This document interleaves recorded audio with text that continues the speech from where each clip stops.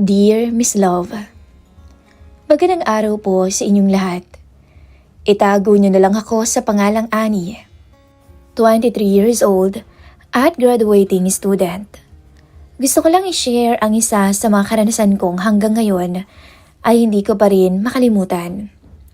Isang karanasang pilit kong binabaon sa limot pero paulit-ulit na bumabalik sa isip ko. Ito ang kwento namin ni Kuya Bernie, ang asawa ng ate kong si Hera. OJT ako noon nang makitira ako sa kanila. Pansamantala lang dapat. Praktikal lang, sabi ko sa sarili ko. May trabaho si ate. Madalas late kung umuwi.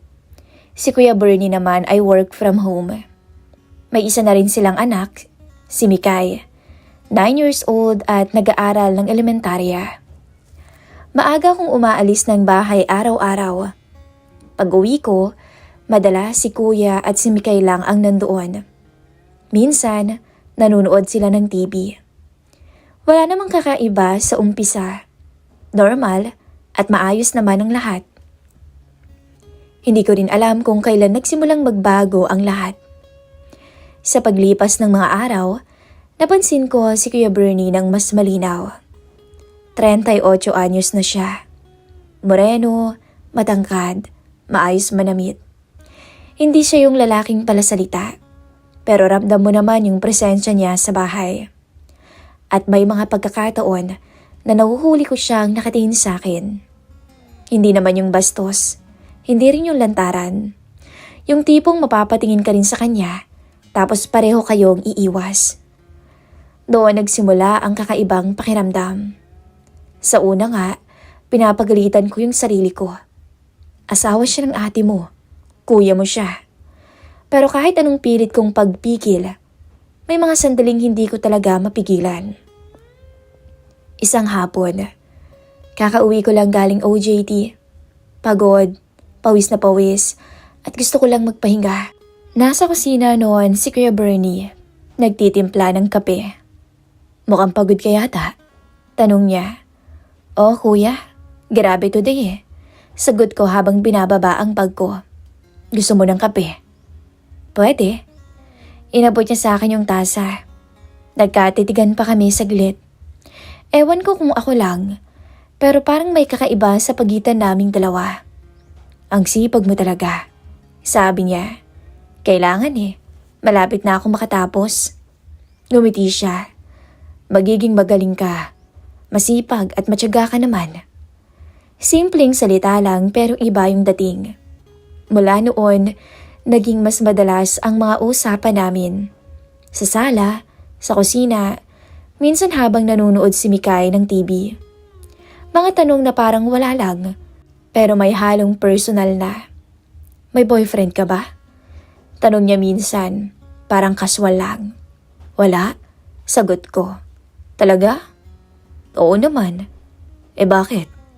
Wala eh, walang magkamali. Natatawa kong sabi. Sus, sa ganda mong yan. Talaga ba? Oo, kaya pasensya ka na kung minsan napapatingin ako sa'yo. Baka may pasabay ka. Anya, ikaw na bahala kuya, kahit anong pagkain lang. Dapat doon pa lang, tinigil ko na. Dapat doon pa lang, alam kong may kakaiba na. Pero hindi ko ginawa. Mula noon, tuloy-tuloy na ang chat. Hindi man araw-araw pero madalas. Bagay sa'yo yung suot mo kanina ha. Kuya naman. Totoo naman eh. Doon ko naramdaman ang kilig na may kasamang takot. Alam kong mali. Dapat umatras ako. Pero sa bawat araw na nagkakasama kami sa iisang bubong, mas nahihirapan akong pigilan ang sarili ko. Hanggang sa dumating yung gabi na kaming dalawa lang ang gising. Tahimik yung bahay noon. Tulog na si Mikay at wala si ate. Nagkatinginan kami. Walang nagsasalita. Pero pareho naming alam may linya na kaming malapit ng tawirin. May overnight training sila sa opisina. Alam naming pareho ni Kuya Bernie na wala siya hanggang kinabukasan ng hapon. Si Mikay ay maagang natulog. Pagod sa school, at kaming dalawa naiwan sa sala. Napakatahimik. Yung klase ng katahimikan na ramdam mo sa dibdib. Nanonood lang kami ng TV sa umpisa. Magkalayo at hindi nag-iimikan. Pero kahit ganoon, ramdam ko yung presensya niya. Parang bawat galaw ko may bigat.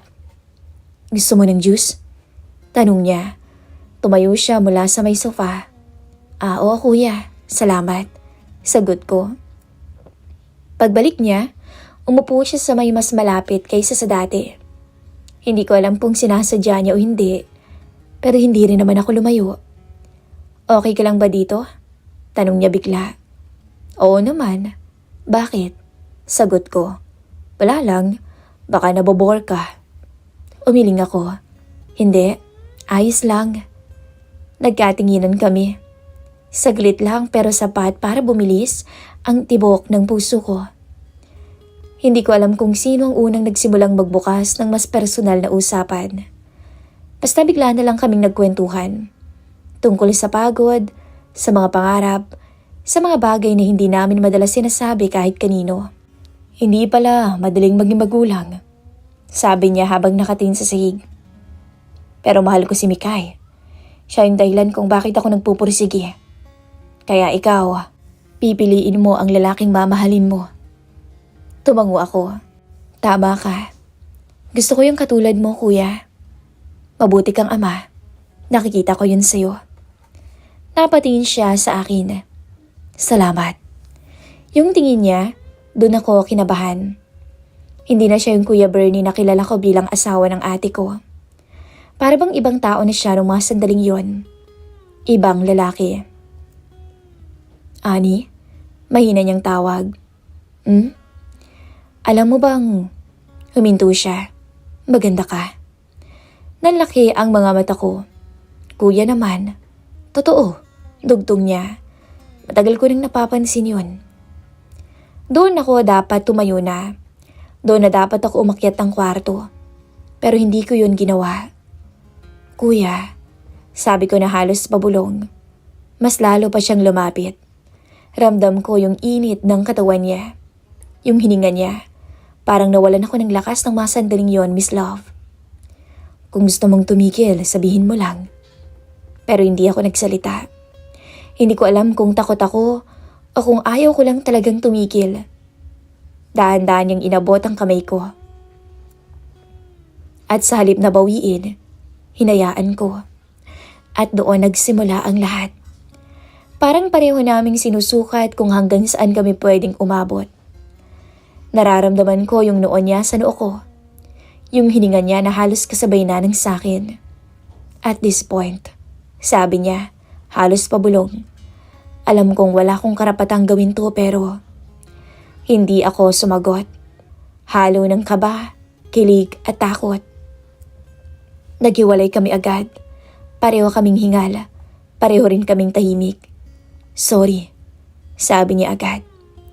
Ako dapat ang humingi ng sorry. Sagot ko. Pero kahit ganon, hindi na namin yon mababawi. Umakyat ako sa kwarto ko ng gabing yon. Tapos hindi kami nag-usap. Pero pareho naming alam, may nabago na. Hindi ako nakatulog agad. Paulit-ulit sa isip ko yung nangyari. Yung halik, yung kamay niya, at yung katotohanang asawa siya ng ate ko. Pero kahit ganon, may bahagi sa akin na hindi nagsisisi. Kinabukasan, parang walang nangyari. Nag-almusal kami. Si Mikay masigla. Pero pag nagtatagpo ang tingin namin ni Kuya Bernie, mabilis kaming umiiwas. Hanggang sa isang hapon, nag-message siya. Okay ka lang ba? Oo naman. Kung gusto mong kalimutan yung kagabi, rarespetuhin ko. Matagal bago ako nag-reply. Hindi ko rin alam kung ano ang tama. Ilang segundo lang, may sagot na. Ako rin, Ani. At doon ko naintindihan. Hindi pa pala natatapos ang kasalanan sa isang gabi. Minsan, doon pa lang talaga to nagsisimula. Akala ko matapos yung gabing yon, titigil na kaming dalawa. Akala ko sapat na yung kaba at takot para umatres ako. Pero mali ako. Mas naging tahimik kami ni Kuya Bernie sa bahay. Hindi na tulad ng dati na may kwentuhan sa sala. Ngayon may distansya na. May ilangan. Pero sa likod nun, may isang bagay na hindi tumitigil. Ang chat. Una, paminsan-minsan lang. Nakarating ka na ba? Oo kuya, salamat. Hanggang sa naging mas personal. Iniisip pa rin kita, Ani. Matagal akong nakatingin sa screen bago sumagot sa kanya.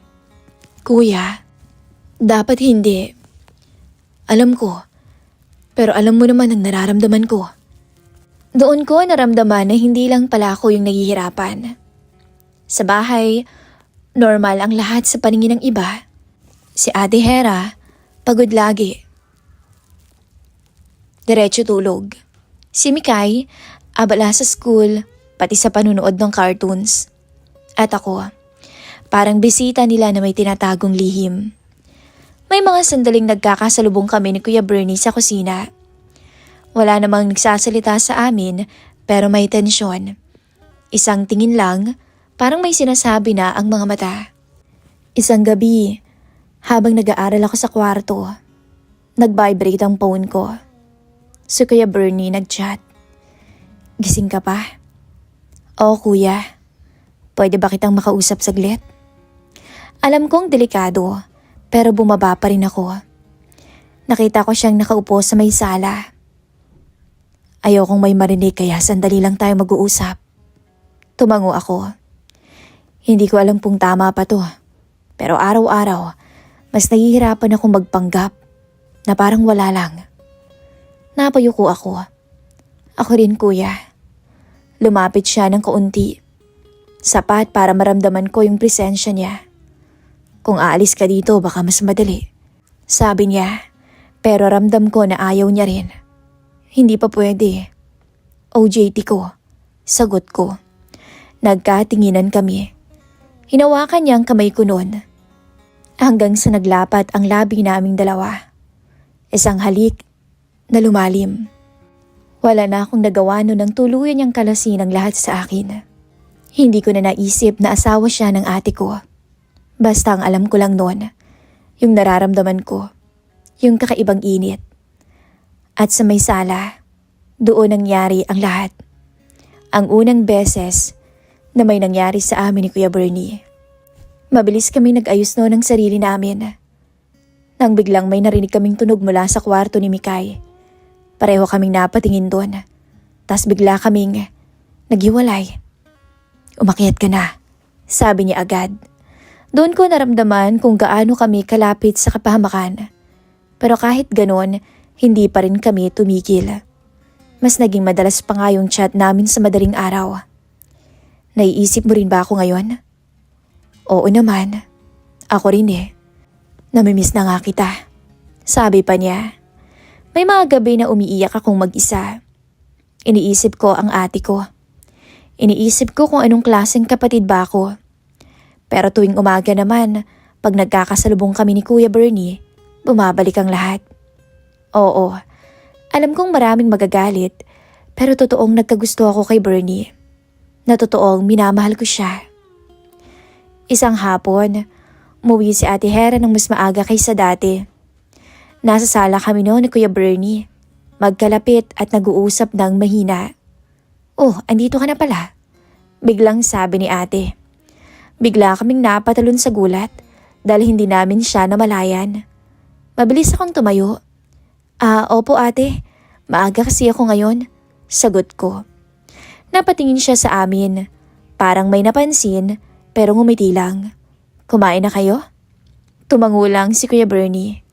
Ako naman, hindi makatingin ng diretsyo.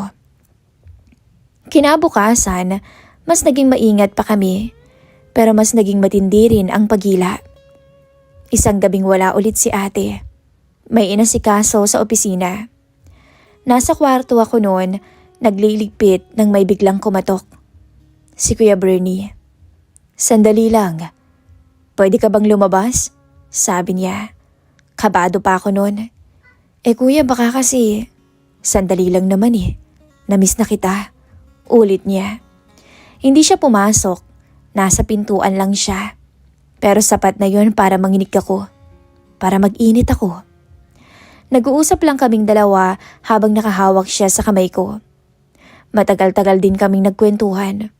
Nang biglang may tumunog mula sa labas. Bumukas ang gate. Andiyan na yata si ate. Bulong ko. Umatras na siya. O sige na, pumasok ka na. Anya. Mabilis naman akong pumasok sa kwarto ko at sinara ang pinto. Hanggang sa narinig ko na ang boses ni ate sa ibaba. Doon ko na pagtanto. Nakakatakot pala. At the same time, nakakakonsensya. Humiga ako sa kama na nanginginig. Hindi dahil sa takot lang, kundi dahil alam kong sinisira ko ang pamilya ng kapatid ko. At sa puntong yon, mas malinaw na sa akin. Habang tumatagal, mas mahirap nang umatras. At ang mas masakit, ang magiging kapalit ng mga ginagawa ko. Mabilis lumipas ang mga araw at buwan. Nagpatuloy ang patagong relasyon namin ni Kuya Bernie. Hanggang sa dumating nga ang birthday ni Ate Hera. Matagal niya yung pinaghandaan. Ilang linggo pa lang bago ang mismong araw. Excited na excited siya. Gusto niya ng simpleng salo-salo lang. Basta may swimming, kainan at kumpletong pamilya. Dahil yun din ang gusto ni Mikay. Kaya naman nag-book siya ng maliit na resort. Kami-kami lang at ang ilang kaibigan ni ate sa trabaho. Buong biyahe, tahimik lang ako. Nakatingin ako sa bintana ng sasakyan. Pilit inaayos ang sarili ko. Sinasabi ko sa isip ko na sa araw na yon, magiging normal ako. Wala akong gagawin na kahit ano. Wala akong iisipin. Ate ko ang may birthday. Asawa niya si Kuya Bernie. Hanggang doon lang dapat. Pero kahit ganon, ang paulit-ulit kong sinasabi sa sarili ko, iba naman ang nangyayari sa kalooban ko. Pagdating namin sa resort, agad naging masaya ang lahat. Nag-ayos si ate ng mesa, naglabas ng pagkain. Si Mikay, diretso sa pool. Si Kuya Bernie, tinutulungan si ate. Natila isang masayang pamilya. Ako, parang bulto. Nandoon pero wala sa sarili. Habang nagsiset up, napansin ko si Kuya Bernie sa gilid. Pawis na pawis, nakasando. Muli akong napatingin sa kanya. Kasabay na rin ng paglunok at kakaibang init na pakiramdam. Hindi ko alam kung bakit sa araw na yon, mas malinaw ko siyang nakikita bilang lalaki, hindi bilang asawa ni Ate Hera. Buong hapon, normal naman ang lahat. Kainan, tawanan, kuhaan ng litrato. Nag-swimming kami. Si ate masayang masaya. Si Mikay hindi mapakali dahil sa tuwa. Pinilit kong umiwas noon kay Kuya Bernie. Pero kahit hindi kami magkatabi, nararamdaman ko siya. Parang bawat galaw ko may nakatingin. Parang bawat hakbang ko may nakakaalam ng lihim ko. Nakasuot ako noon ng sando at maiksing short. Maputi kasi akong babae. Kaya't alam kong kahit sino, mapapatingin talaga sa hita ko. Lalo na si Kuya Bernie. Pagdating ng gabi, doon nagsimula ang inuman. Hindi ko intensyong uminom. Pero si ate kasi nagyaya. Birthday daw naman niya. Kaya hindi na ako tumanggi pa. 1, 2, 3. Hanggang si ate halatang tinatamaan na. Tumatawa na ng malakas. At mas madaldal na kaysa dati. Si Kuya Bernie umiinom din pero kontrolado nito. Habang lumalalim ang gabi, yung iba nananatili, yung iba nag-uwian na. May natulog na, may pumasok na sa kwarto. Si Mikay, mahimbing na rin ang tulog. Naiwan na lang kaming 3 sa pool area. Nagkukwentuhan. Madilim na rin, dahil konti na lang ang bukas na dim light. Hindi ko alam kung anong oras nagsabi si ate na hilo na siya. Basta naalala ko, bigla na lang siyang umupo sa gilid. Tumatawa pa rin pero halatang may amats na. Samahan mo na sa kwarto kuya, sabi ko kay Kuya Bernie. Tumango naman siya at tinulungan na si ate. Mag-isa akong naiwan sa gilid ng pool. Doon ko naramdaman ang takot ulit. Yung takot na hindi dahil may multo o may masamang mangyayari. Kundi dahil alam kong kapag bumalik si Kuya Bernie, kaming dalawa na lang ang may iwan. At bumalik nga siya. Tahimik siyang umupo sa kabilang gilid. Walang sinasabi. Ako rin. Pero kahit walang nagsasalita sa amin, ramdam ko naman ang bigat ng mga sandaling yun. Sa loob ng ilang segundo, parang bumalik lahat. Ang mga chat, ang mga tingin, ang mga halik. At ngayong wala si ate, tulog siya. Hindi niya alam kung anong maaari na namang maganap sa amin ng asawa niya. Doon ko naintindihan na minsan, hindi kailangang planuhin ang kasalanan. Minsan, sapat na ang pagkakataon. Hindi ko na maaalala kung sino ang unang gumalaw. Ang alam ko lang, bigla na lang kaming nagkalapit. Alam kong dapat umatras ako. Alam kong dapat tumayo ako at umalis. Kaarawan to ni ate. Kahit dito man lang sana, ay irespeto ko siya. Pero hindi ko ginawa. Sandaling parang huminto ang mundo ko. Hindi ko na kailangang ikuwento ang detalye. Basta nag-swimming kami at sa ilalim ng pool nangyari ang hindi dapat. Pagkatapos noon, bumalik ako sa kwarto ko na parang may pasan-pasan na bato sa dibdib. Hindi ako makatulog. Kinabukasan, masakit ang ulo ni ate. Nagrereklamo pero masaya siya. Ako, tulala. Dala ko hanggang pauwi ang isang kasalanang hindi ko na alam kung paano ko pa tatakasan. Pag-uwi namin mula sa resort, sinubukan kong maging normal. Ngumingiti ako kay ate. Nakikipaglaro kay Mikay. Kumikilos na parang wala lang. Pero sa loob ko, may sirang parte na hindi ko na maayos. Tuwing nakikita ko si Ate Hera, mas lalong bumibigat ang dibdib ko. Masaya siya. Walang alam. Nagkukwento ng birthday niya, ng mga pictures, at ang plano sa susunod na bakasyon. At sa bawat salitang lumalabas sa bibig niya, parang may humihila sa akin pababa. Si Kuya Bernie, mas naging tahimik kaysa dati. Hindi na kami nagkakatitigan. Kung magkakasalubong man kami, mabilis na kaming iiwas. Pero kahit ganoon, ramdam ko pa rin siya. Parang multong sumusunod sa akin sa loob ng bahay. Kapag gabi, hindi ako nakakatulog.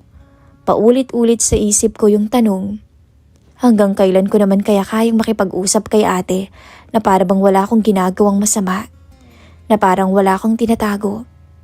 Hanggang kailan ko kayang makisalo sa hapag habang alam kong sinisira ko ang tiwala niya, ang pamilya niya. Isang umaga, habang nag-aalmusal kami, napansin kong nakatingin si ate sa akin. Okay ka lang ba, Ani? Tanong niya.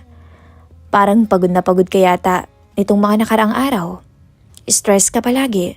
Pumapayat ka na. Gumiti ako. Oo ate pagod na pagod ako sa OJT. Tumango siya. Ani, huwag mong pabayaan ang sarili mo. Mas importante pa rin ang kalusugan. Magpahinga ka, okay? Kinagabihan, nag-message si Kuya Bernie. Ani, pwede ba kitang makausap? Matagal akong nakatitig sa screen bago sumagot. Hindi na kuya.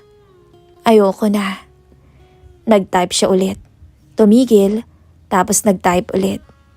Sorry. Yun lang. At sa simpleng salitang yun, parang may bumagsak.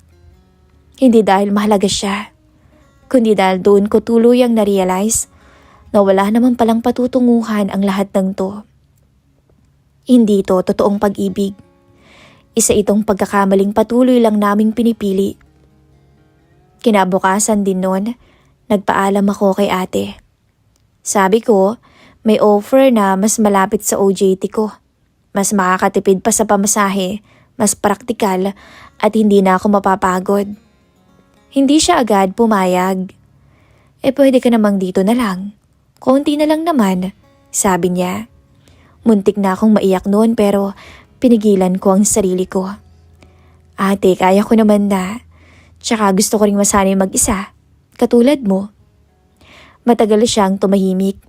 Tapos tumango. Kung saan ka mas okay, edi sige, susuportahan na lamang kita. Sabi niya.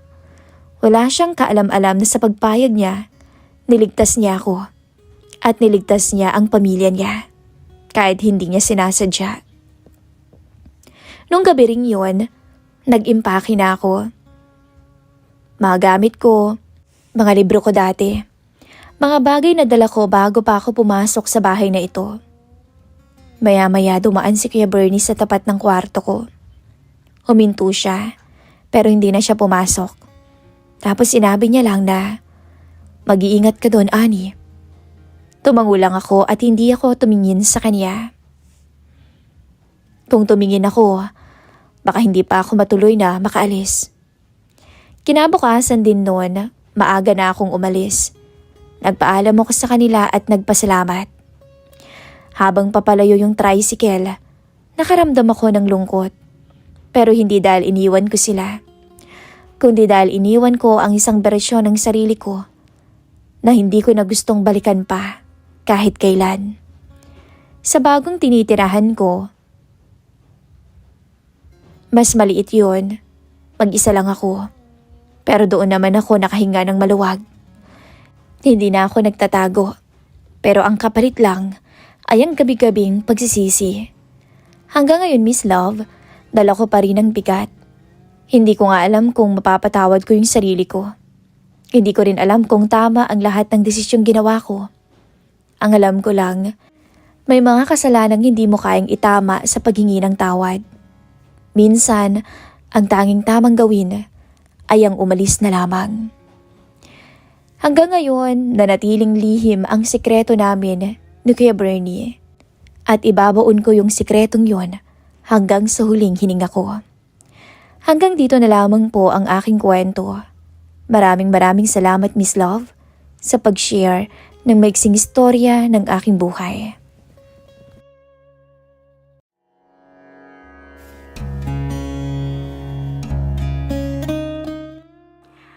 Welcome to Miss Love Confession. Sige na, mahal. Pumayag ka na. Isang beses lang. Isang gabi lang sa piling ni paring Marlon. Nababaliw ka na ba? Para sa'yo naman tong gagawin ko eh. Alam mo naman na wala na akong kakayahan. Alam mo naman ang sitwasyon ko, di ba? At alam ko, kahit hindi mo sabihin, nangungulila ka, naghahanap ka. Kailangan mo rin ng magpapasaya sa'yo at alam kong hindi ko yan maibibigay. Hindi ko alam, Arman. Hindi ko alam ang tamang sagot dyan sa sinasabi mo. Sige na, pumayag ka na. Ako nang bahala sa lahat. Akala ko, maganda ang naisip kong ipaubaya si Mrs. sa kumpare namin. Kahit isang gabi lang. Akala ko, sasaya ang pagsasama namin. Akala ko magiging okay lahat. Pero hindi pala. Ito pala ang magiging mitya ng aming pagkasira. Isang mapagpalang araw po sa inyo, Miss Love. At pati na rin po sa inyong mga listeners. Itago mo na lang ako sa pangalang Arman. 38 anyos. May maliit na auto repair shop sa probinsya. May asawa ako.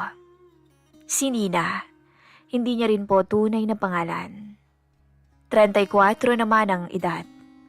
2 na ang anak namin na parehong nasa elementary. Hindi ko alam kung matatawag pa bang normal ang buhay namin. Kasi totoo, o sa totoo lang, nagsimula ang lahat sa isang desisyon na hindi ko alam kung tama o kabaliwan. Sa totoo lang po, Miss Love, dati akong malakas sa kama, makulit, palatawa. Pero dahil sa sakit ko, unti-unti akong nawalan ng kakayahan pagdating sa kama. Para bang nabawasan ang pagkatao ko bilang lalaki. Hindi man ako totally inutil, pero yung init ng katawan na dati naming pinagsasaluhan ni Mrs. ay halos nawala na. Naging matamlay kami pagdating sa kama, lalo na ako. Hindi ko naman masisisi si Mrs. kung bigla na rin siyang nanlamig. Minsan nga nakita ko siyang umiiyak sa CR. Akala niya tulog na ako. Pero alam ko, hindi lang dahil pagod siya, pero dahil babae rin siya at may pangangailangan. At naiintindihan ko iyon. Dito nagsimulang gumulo ang isip ko, Miss Love. May kumpari ako na si Marlon. Matagal ko ng kaibigan. Macho, matikas, at walang sabit sa buhay. Lagi siyang tumatambay sa talyer ko. Tumutulong pa nga minsan. Alam kong maginoo siya, pero di rin ako bulag. Ilang beses ko siyang nahuling tinitingnan si Mrs. kapag nasa bahay siya. Wala naman akong nakikitang masama noon. Pero minsan, napaisip ako bigla. Paano kung siya muna ang magbigay ng init sa misis ko na hindi ko na kayang ibigay? Oo, Miss Love. Ako mismo ang nakaisip. Ako mismo ang nagsimula ng kalokohan. At alam ko na kabaliwan ang naisip kong yun. Isang gabi na maulan, habang nag-iinuman kaming dalawa ni paring Marlon. Tinanong ko siya ng pabiro, "Pare, kung single ba si Nina, liligawan mo?" Natawa siya. "Loko ka talaga. Siyempre naman, maganda asawa mo eh. Pero hindi naman ako ganyan. May respeto ako sa inyong dalawa." "Kung sakali lang naman yun pare," sabi ko habang umiinom ng gin. Kung hindi mo nga lang siya naging asawa, bakit naman hindi? Wika niya. Tumawa lamang ako. Pero sa loob-loob ko, parang may kumurot. Pero mas malakas ang kagustuhan kong malaman kung totoo ba ang iniisip ko. Alam ko na gusto niya rin. Kinabukasan, kinausap ko si Mi. Sabi niya pero halatang seryoso. "Ano bang pinagsasabi mo?" "Hindi naman ako nagbibiro. Kung sakali lang, papayag ka ba kung halimbawa si Marlon?" Napatingin siya sa akin at nanlaki ang mata. "Si paring Marlon?" Tumango ako. Hindi siya nakasagot kaagad. Natahimik siya. Maya-maya umiwas siya ng tingin at umiling.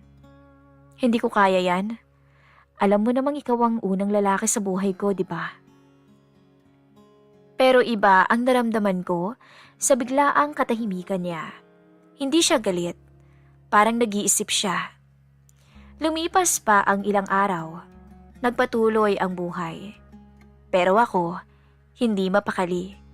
Hanggang isang gabi, nag-inom ulit kami ni Marlon sa bahay. Nasa sala siya. Si Mrs. naman ay nasa kusina. Ako naman, kunwaring pupunta sa kwarto para magpahinga. Pero alam kong may mangyayari. Gusto kong subukan kung hanggang saan ang hangganan nilang dalawa. Nakaawang lang ang pintuan ng kwarto. Naririnig ko ang boses ni paring Marlon sa misala. Medyo pa-joke pa ang sinabi sa asawa ko na, "Maring Nina, ang sarap ng adobo mo. Pati ako pinapaibig mo na yata." Patawa man pero may halong kiliti. Sumagot si Mrs. na medyo may pagkaharot din. "Nambola ka pa.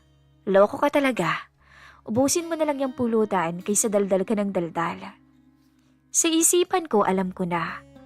Lumulusot na ang tukso. Hanggang isang araw, hindi ko na kinaya. Sinabi ko kay Mrs. na gusto ko siyang makitang masaya. Alam ko, ramdam ko na kahit hindi niya sabihin, nangangailangan siya. At nahihiya ako dahil hindi ko kayang ibigay yun. Kaya naman pinilit ko siya. Isang beses lang naman. "Pumayag ka na. Isang beses lang kay paring Marlon." Miss Love, hindi siya agad pumayag. Naiyak pa nga siya eh. Nagalit sa akin. Tinawag pa akong baliw at desperado. Pero ako, ipinilit ko pa rin. Pinapangako ko sa kanya na hindi ko siya uhusgahan. Gusto ko lang malaman niya na gusto ko siyang maging masaya. Gusto kong maramdaman niya ulit na babae siya. Hanggang isang araw, pumayag siya pero may kondisyon. Isang beses lang to, Arman. Kapag nangyari to, wala nang balikan to at huwag na huwag kang magsisisi. Yun ang sinabi niya. Pumayag ako at dumating ang gabi ng kasunduan. Pinahanda ko ang kwarto sa likod ng talyer. Pinalinis, pinailawan ng dim light. Para akong baliw, pero may kakaibang excitement at kaba akong nararamdaman. Ito na ang simula ng gabing hindi ko makakalimutan. Ito na yung gabing hindi ko alam kung matatawag kong kahangalan o katapangan. Sa totoo lang, halo-halo ang nararamdaman ko habang isinusulat ko to. Parang hindi ko pa rin maipaliwanag kung bakit ko to ginawa. Pero ito ako. Ikukwento ko sa inyo ng buo. Pagkatapos pumayag ni Nina, halos 2 araw pa kaming hindi nag-usap. Para kaming mga estranghero sa sarili naming bahay. Pero ramdam kong hindi dahil galit siya, kundi dahil gulong-gulo na rin siya sa damdamin niya. Ako naman, pilit kong nilalabanan yung selos, yung idea na may ibang lalaking hahawak sa asawa ko. Hindi madali yun, pero parte ito ng gusto kong subukan. Gusto kong makita kung hanggang saan kami. Gusto kong makita kung mahal pa rin ba niya ako kahit na may mangyari sa kanila ni Marlon. Biyernes ng gabi yon, Miss Love. Pinagplanuhan ko ang lahat. Umorder ako ng pagkain, wine, at nilinis ko yung kwarto sa likod ng talyer. Yung maliit na kwartong ginagamit namin pag may nagpapagawa ng overnight. Tinext ko si Marlon. Pare, punta ka dito. May kailangan lang ako sabihin. At may hihilingin sana akong pabor sa'yo. Wala siyang alam. Wala siyang idea. Basta sumipot siya, dala ang paborito niyang alak. Pagdating niya, nagkatinginan sila ni Nina. Hindi ko alam kung ako lang ang nakaramdam ng tensyon. Pero alam kong may kiliti sa pagitan nilang dalawa. Pansin ko yung paminsan-minsan nilang tinginan habang naglalagay si Nina ng yelo sa baso. Pre, ano pala yung sasabihin mo? Tanong ni Marlon habang umiinom na kami. Teka lang, tapusin muna natin tong tagay. Tumagay kami. Tahimik si Mrs. Pansin ko na hindi siya makatingin sa amin ng diretsyo. Pagkatapos ng isang round, tumayo ako at diretso na ako sa punto. Pare, gusto ko sana may hihinglingin ako sa'yo. Huwag ka sanang magalit. Ano? Naguguluhang sabi niya. Pwede bang samahan mo si Mrs. ngayong gabi? Pwede bang punan mo yung pangangailangan niya na hindi ko maibigay? Isang gabi lang pare. Isang beses lang. Natulala siya at natawa. Akala niya joke. Teka lang pare. Nalasing ka na ba agad? Ano ka mo? Hindi ako lasing pare. Seryoso ako. Alam kong mali, pero gusto kong subukan. Gusto kong paligayahin mo ang asawa ko ng isang gabi. Alam mo naman pare yung problema ko, di ba? Naawa ako kay Mrs. Kahit hindi niya sabihin, ramdam kong nangungulila siya. Pare, hindi ko alam kung anong sasabihin. Sabi ni Marlon. Parang nanlalambot yung boses niya. Hindi ko yata kaya yan. Asawa mo si Nina. Doon na nagsalita si Mrs. Mahina lang, pero diretso na sa punto. Pumayag na ako paring Marlon. Pero isang beses lang. Walang sisihan at hindi na yun maibabalik pa. Sabay tingin niya sa akin. Para akong binuhusan ng malamig na tubig. Sa loob-loob ko. Hindi ko alam kung gusto ko ba talagang marinig yun. Pero wala nang urungan. Maayos na yung kwarto sa likod. May pagkain na, may wine. Gusto ko lang na mag-enjoy kayong dalawa. Lalong-lalo ka na, Nina. Tahimik lamang silang dalawa. Walang nagsalita. Ilang minuto, walang gumagalaw. Hanggang sa maya-maya lang, tumayo na si Mrs. Hindi siya tumingin sa akin. Diretso siyang lumakad paalis. Papunta sa kwarto. Paglingon ko, nakita akong tumayo din si Marlon. Tumitig pa to sa akin at para bang nagtatanong ulit kung sigurado na ba talaga ako sa desisyon ko. Tumango lang ako. Sumunod siya sa asawa ko. Pagkasara ng pinto, naiwan ako. Tahimik, walang ingay. Para bang biglang bumagal ang oras. Yung selos, yung takot, yung kaba. Sabay-sabay silang umatake, Miss Love. Napahawak ako sa dibdib ko. Parang may humihigop sa puso ko. Parang gusto kong habulin sila, pero hindi ko naman ginawa. Umupo ako at naglagay pa ako ng isa pang tagay ko. Tsaka ako narinig yung may hinang yabag sa kahoy na sahig ng kwartong yun. Sumunod ang marahang pagsara ng pintuan. Hindi ko na alam kung ano ang dapat kong maramdaman. Lumipas ang ilang minuto, wala pa rin akong naririnig hanggang sa may kumaluskos. Hindi ko alam kung imahinasyon ko lang, pero parang narinig kong humalakhak si Mrs. Mahihinang tawa. Doon ako tinamaan. Yung tawa niya, hindi ko na yun naririnig sa akin. Matagal na. Pumikit ako. Pinigilan ko yung luha ko, pero hindi ko kinaya. Umagos din. Ako yung may gusto nito eh. Ako ang nag-umpisa. Pero bakit ang sakit?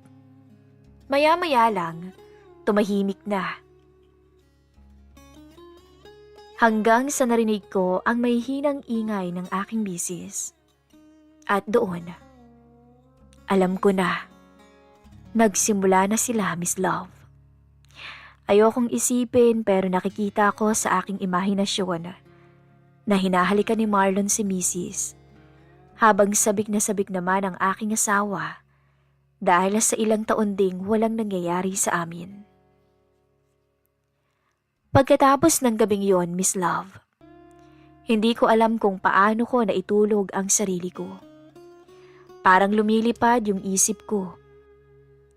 At may bato na nakapatong sa dibdib ko. Paulit-ulit kong tinatanong ang sarili ko. Bakit ko nga ba ito ginawa? Paano kung hindi na siya bumalik sa akin? Paano kung mas nahanap niya ang sarap sa iba? Kinabukasan, maaga akong nagising.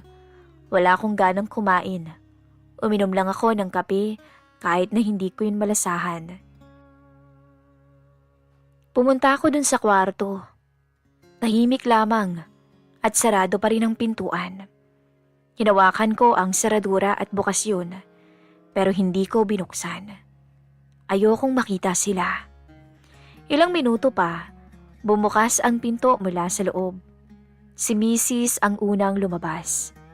Nakayuko siya, hindi makatingin sa akin. Nakasando at short. Magulo ang buhok pero maayos pa rin ang mukha niya. Hindi galit, pero wala ring saya. Parang walang emosyon. Sumunod na lumabas si paring Marlon. Nakatingin to sa akin, diretso sa aking mga mata at seryoso. Walang yabang, walang ngiti. Parang gusto niyang magsalita, pero pinili niyang huwag na. Salamat pare. Sabi ko na lamang sa kanya. Hindi siya sumagot. Tumango lang siya tapos umalis na papalayo. Pagbalik ko sa bahay, tahimik kaming dalawa ni Nina. Para kaming dalawang estrangherong nagsasalo sa iisang bubong. Wala kaming usapan buong araw. Ramdam kong gusto niyang magsalita, pero wala siyang masabi. Ako man, hindi ko alam kung saan magsisimula. Kinagabihan, pumasok siya sa kwarto. Ako nasa sala pa rin. Hindi pa rin mapakali. Ilang minuto pa lumabas siya ulit. Lumapit sa akin at sinabing, "Pwede ba tayong mag-usap, Arman?" Tumango ako. Umupo kami sa lamesa. Doon siya nagsimulang magsalita. Hindi ko alam kung paano kita tititigan ngayon. Hindi ko rin alam kung paano kita yayakapin ulit. Kasi iba na to eh. Iba na talaga. Napatango ako dahil alam ko, kasalanan ko.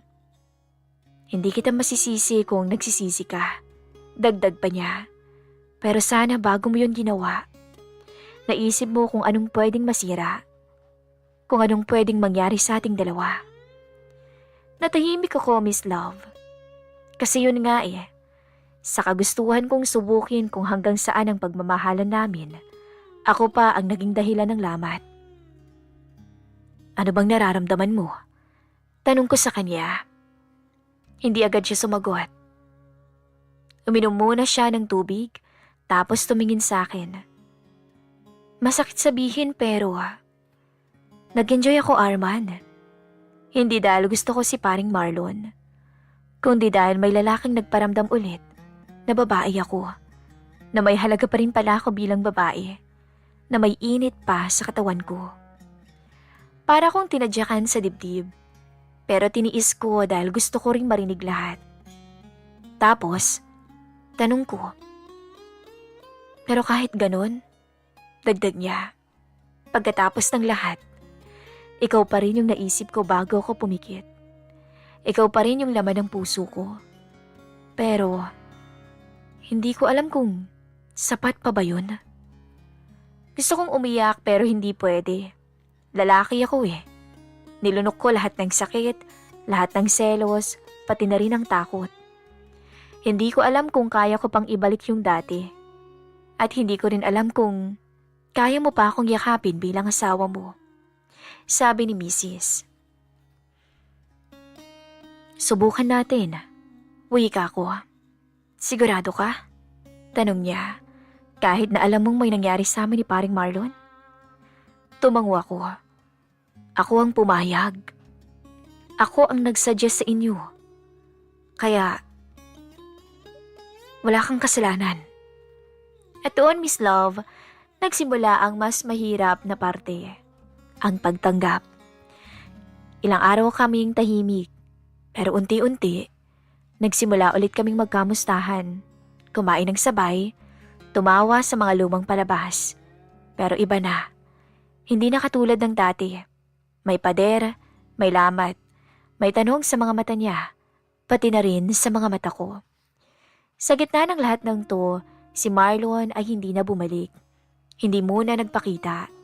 Siguro dahil nahiya o baka alam niyang hindi na pwede. Pero ang tanong, tapos na nga ba talaga? Dahil isang araw, nahuli ko si Mrs. na may tinanggap na tawag galing kay Marlon. Aaminin ko, pilit ko talagang nilulunok ang lahat. Yung selos, yung inggit, yung sakit. Lahat ng yun kinikimkim ko. Iniisip ko baka pag tumagal, kusang gagaling yung sugat. Baka kaya pa naming ayusin. Pero Miss Love, mahirap pala yung tinanggap mo pero araw-araw mo namang pinagdududahan. Lalo na kung may senyales na parang hindi pa pala tapos ang lahat. Isang gabi, nakahiga kami ni Nina. Patay ng ilaw pero gising pa yung utak ko. Naramdaman kong gumalaw siya. Akala ko iihi lang. Pero nang tumingin ako, kinuha niya yung cellphone niya sa ilalim ng unan. Tapos marahang bumangon at lumabas ng kwarto. Hindi ako nag-ingay. Bumangon din ako. Lumapit ako sa may pintuan ng dahan-dahan na bahagyang nakaawang. At doon ko siya narinig, pabulong na nagsasalita. Huwag ka na munang tumawag, Marlon. Oo, ayos lang ako. Huwag na nating guluhin pa to. Sabi ko nga isang beses lang. Parang umikot ang mundo ko. Hindi lang pala natapos dun. May pag-uusap pa, may ugnayan pa. Bumalik ako sa may kama, na para bang binuhusan ng yelo ang kaluluwa ko. Pinikit ko ang aking mga mata, pero ang dami kong gustong itanong. Ang dami kong gustong isigaw. Kinabukasan, habang nagkakape siya sa mesa, tinanong ko siya ng diretso. May tawag ba kagabihan? Napatigil siya. Hindi agad sumagot. Pero hindi rin siya nagkunwaring inosente. Si Marlon, tumawag. Pero ako nang nagsabing, tama na. Wag na. Bakit pa siya tumatawag? Tanong ko. Hindi ko alam. Siguro gusto niya akong kausapin. Gusto niyang linawin siguro kung meron pa bang kasunod. Pero sabi ko nga, tapos na. Isang beses lang. Sigurado ka? Oo, Arman. Ikaw ang asawa ko. Pero alam mo rin sa sarili mo na ikaw ang rason kung bakit nagpupumilit ngayon si Marlon na pumasok sa buhay ko. Napatahimik ako kasi totoo. Ako ang nagsimula nito. Ako ang pumayag. Pero kahit ganun, hindi ko talaga maiwasang hindi masaktan. Pagkalipas ng ilang araw, tinangka ko ulit ayusin ang lahat.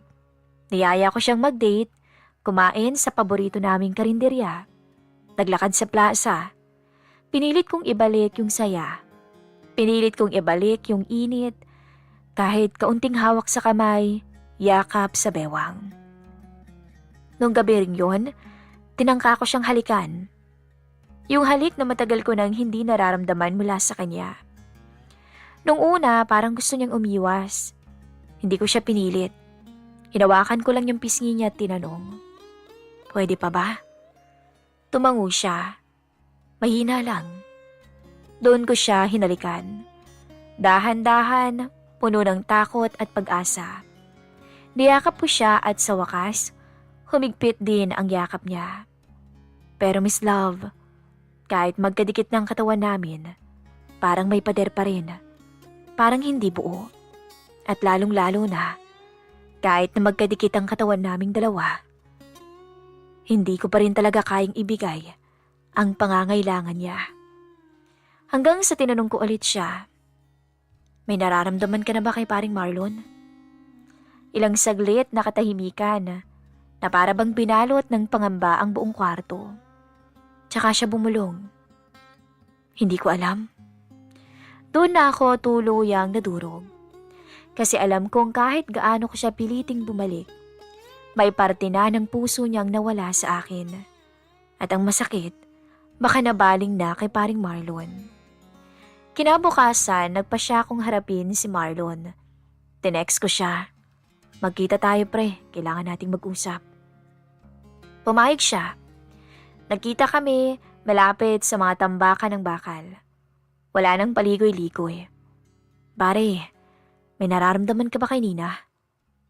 Napabuntong hininga siya. Tinignan ako sa mata. Seryoso. Hindi ko sinasadya, Arman. Pero nung gabing yun, parang may nabuksan. Anong nabuksan? Alam mo yung totoo. Matagal na akong may gusto kay Nina. Pero hindi ko sinubukan. Dahil kaibigan kita. Pero nung binuksan mo yung pinto, pumasok ako. Ngayon, ang tanong ko may balak ka ba? Umiling siya. Ayokong sirain ang pagkakaibigan natin pare. Pero kung darating ang araw na hindi na kayo, hindi ko itatanggi na kukunin ko siya. Yung sagot na yon ay parang sinampali sa akin. Pero wala akong karapatang magalit. Ako ang may kasalanan. Pagka-uwi ko, tahimik lang si Nina sa bahay. Pero kita kong may iniisip siya. At ang hindi ko alam kung ako pa ba ang iniisip niya. Pagkatapos ng pag-uusap namin ni paring Marlon, tila lalo akong naliwanagan. Pero sabay ng pagkalugmok. Totoo pala talaga na minsan, kahit sinadyang desisyon, hindi ibig sabihin ay kaya mo nang tanggapin ang resulta. Pilit kong pinakita kay Nina na kaya ko pa, na pinipili ko pa rin siya araw-araw. Pero, hindi mo na talaga kayang pilitin ang damdamin ng taong may iba nang iniisip. Isang gabi habang magkatabi kami sa kama, nakatalikod siya. Hawak niya ang cellphone niya, pero hindi siya nagte-text. Tulala lang. Huminga ako ng malalim, at doon ko siya tinanong ng diretso. Nina, Pwede ko bang malaman kung mahal mo pa ba ako? Tahimik lamang siya ng ilang segundo. Arman, hindi ko alam. Sabi niya. Si Marlon, may nararamdaman ka ba sa kanya? Sumagot siya sa mas mababang tono. Hindi ko rin alam. Nalito ako nung gabing yun. At mas lalo akong nalito sa mga sumunod na araw. Dahil parang kahit anong pilit ko, may parte na sa akin na bumitaw sa'yo. Parang may napunit sa kalooban ko. Yung tanong ko, sinagot niya, hindi man diretso, pero malinaw. Ako na mismo ang nagtulak sa kanya palayo. Ako rin ang dahilan ng pagkalito niya, ng pagbitaw niya. Kinabukasan, umupo kami sa may sala. Tahimik ang mga bata at nasa kwarto. Doon kami nag-usap ng seryoso. Doon ko siya tinanong ng huling beses. Gusto mo pa bang ituloy to? At sa mga matang puno ng luha, tumango siya. Gusto kong subukan. Hindi ko kayang sirain to. Mahal kita, Arman.